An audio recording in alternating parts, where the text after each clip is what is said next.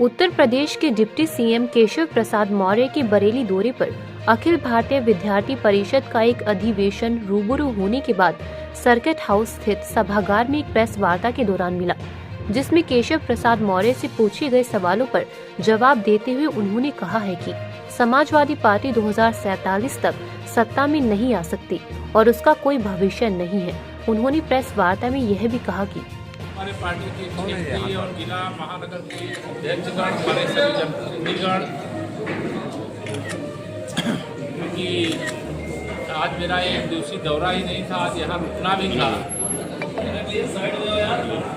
लखनऊ एक कार्यक्रम और निर्धारित है, इसलिए मुझे वापस जाना पड़ेगा। इसलिए आज रुकने का कार्यक्रम और जो समीक्षा बैठक थी उसको हमने अगली तिथि में करने का निर्णय लिया है। जैसा आप सभी जानते हो, भारत रत्न पूज्य अटल बिहारी वाजपेयी जी की 100वीं जन्म जयंती कल 25 दिसंबर को होने जा रही है, जिसे भारतीय जनता पार्टी सुशासन दिवस के रूप में मना रही है। मैं पूज्य अटल जी की जन्म जयंती की एक दिन पहले आप सबसे मिल रहा हूं। हमारा भारत शक्तिशाली हो, सक्षम हो, सफल हो, जो लक्ष्य देश को बहुत पहले अर्जित करने चाहिए थे, वह पूज्य अटल जी की जयंती के अवसर पर, जब 100वीं जयंती उनकी है, ऐसे अवसर पर पूज्य अटल जी के स्वप्नों को साकार करने का काम किया जाएगा। दूसरा, वीर बाल दिवस, यह गुरुपुत्रों के बलिदान का इतिहास है। आप सभी जानते हो, गुरु गोविंद सिंह के 4 बच्चे, एक अजीत सिंह जी, जुझार सिंह जी, फतेह सिंह जी और बेअंत जोरावर सिंह, इन चारों बच्चों का बलिदान किस प्रकार से हुआ है, उस बलिदान का इतिहास पूर्ववर्ती कांग्रेस की सरकार रही हो या तुष्टीकरण की राजनीति करने वाले सत्ता में रहे, उन लोगों ने संघर्ष के बलिदान के अपने स्वर्णिम इतिहास को छिपा करके रखा था। लेकिन प्रधानमंत्री श्री नरेंद्र मोदी जी ने 21 दिसंबर से 28 दिसंबर तक वीर बाल दिवस और बलिदान दिवस का सप्ताह भर का कार्यक्रम पूरे देश में आयोजित किया जा रहा है, सरकारी स्तर पर भी और पार्टी के स्तर पर भी।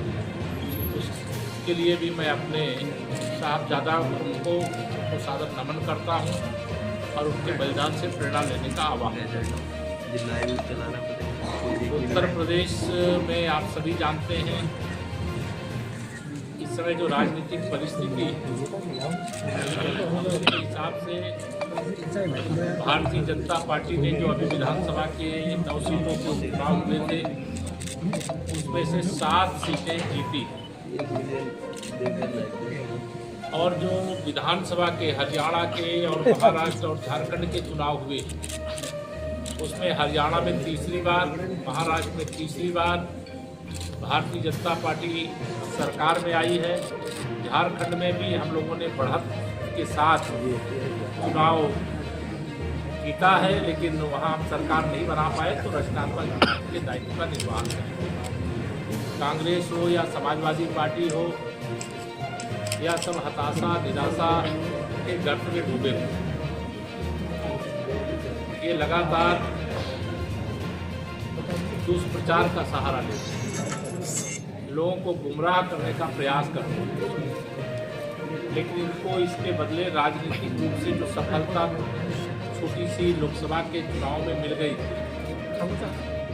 वह इनके पराजय का क्रम शुरू हो गया है विधानसभा चुनाव के बाद और हरियाणा महाराष्ट्र के चुनाव के बाद।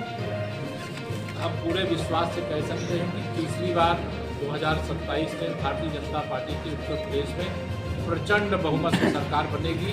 हम 2027 में 2017 दोहराएंगे, कमल खिलाएंगे, भाजपा की सरकार फिर से बनाएंगे। अखिलेश यादव लगातार प्रयागराज में 2025 महाकुंभ की जबरदस्त तैयारी चल रही है।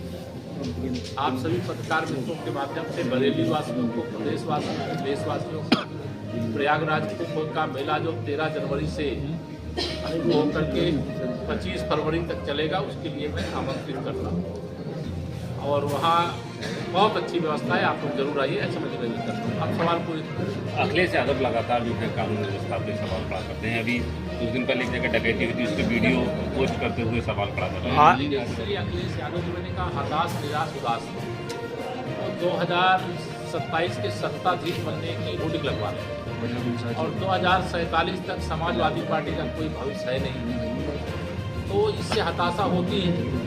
कोई अपराध करता है और उस अपराध का अगर पुलिस खुलासा कर लेती है तो इससे यह समझिए कि कानून व्यवस्था कितनी चुस्त दुरुस्त है। घटनाएं होती है, हम नहीं कह रहे घटना शुद्ध हो गई, अपराध हो नहीं रहे, लेकिन अपराध हो जाने के बाद जैसे श्री अखिलेश यादव जी अपनी सरकार में अपराधियों को संरक्षण कर लेते हैं, पुलिस कस्टडी से छुड़ा करके किस प्रकार से मुजफ्फरनगर का दंगा आमंत्रित कर दिए थे, किस प्रकार से जो बड़े बड़े गुंडे माफिया, हम लोग कहते हैं 1 डिस्ट्रिक्ट 1 प्रोडक्ट, उनका 1 डिस्ट्रिक्ट 1 माफिया रहता था। तो समाजवादी पार्टी शीशे के घर में रहती है।